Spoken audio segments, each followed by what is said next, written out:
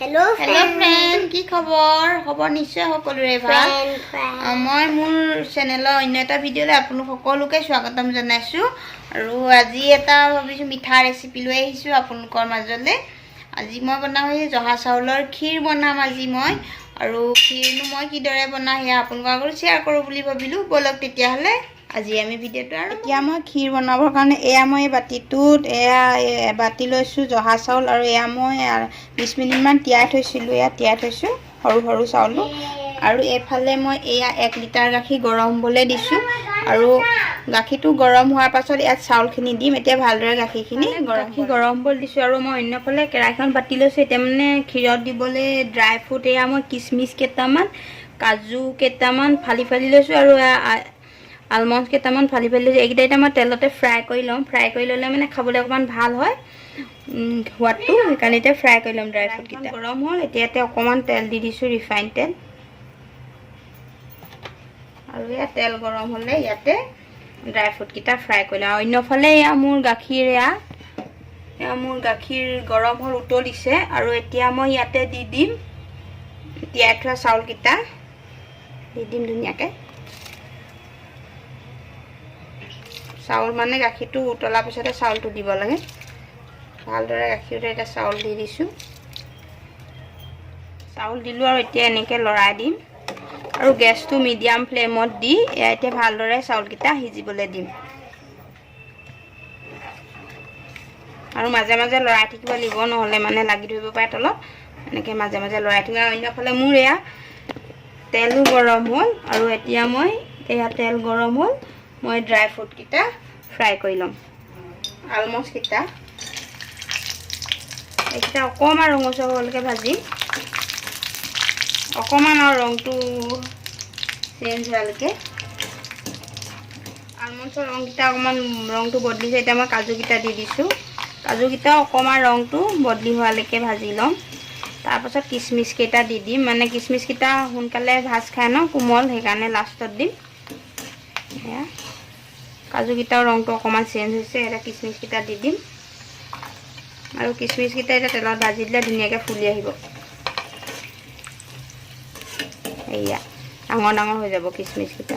এনেকৈ ভাজি ল'লে মানে ক্ষীৰৰ সোৱাদটোৱে বেলেগ হয়, ভাল ধুনীয়া হয় আৰু ড্ৰাই ফ্ৰুটকেইটাও খাবলৈ ভাল হয় ভাজি ল'লে। এতিয়া ভজা হৈ গৈছে আৰু এয়া ডাঙৰ ডাঙৰ দেখিছেনে কিচমিচকেইটা এয়া ফুলি আহিছে।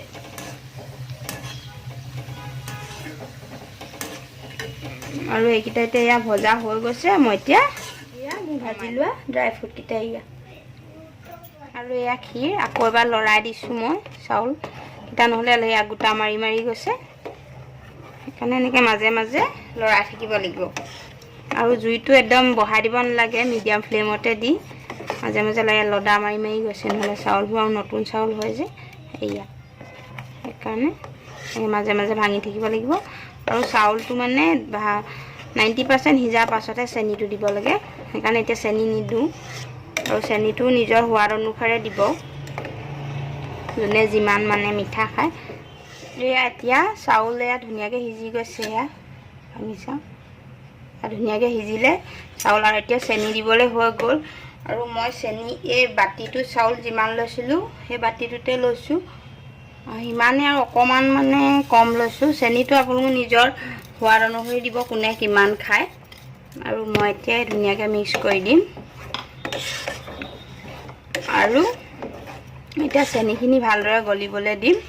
গলিবলৈ দিয়াৰ পিছত ধুনীয়াকৈ চেনিখিনি গলাৰ পিছত ফ্ৰাই কৰি লোৱা ড্ৰাই ফ্ৰুটকেইটা দি দিব লাগিব আৰু এতিয়া ধুনীয়াকৈ চেনি গলালৈকে এয়া সিজিবলৈ দিম। আৰু এয়া এতিয়া মোৰ চেনি গোল খালে ধুনীয়াকৈ, আৰু এতিয়া ইয়াতে মই দি দিম ভাজি লোৱা ড্ৰাই ফ্ৰুটকেইটা দি দিছোঁ আৰু এতিয়া এয়াও ভালদৰে মিক্স কৰি দিম। আৰু এয়া এতিয়া মানে ভালদৰে ড্ৰাই ফ্ৰুটকেইটাত গাখীৰটো সোমাবলৈ দিম আৰু তাৰপাছত ইয়াতে দি দিম মই তেজপাত দুখিলা আৰু ইলাচি, ভাল গোন্ধটো আহিবৰ কাৰণে। তাৰপাছত আৰু 1-1.5 মিনিট ৰখাৰ পাছত মোৰ ক্ষীৰ এতিয়া ড্ৰাই ফ্ৰুটকেইটা ভালদৰে মিক্স হৈ গ'ল আৰু এতিয়া মই ইয়াত দি দিম এই দুখিলা দি দিছোঁ তেজপাত ভাল গোন্ধৰ কাৰণে আৰু দুটা ইলাচি গুড়ি কৰি লৈছিলোঁ এয়া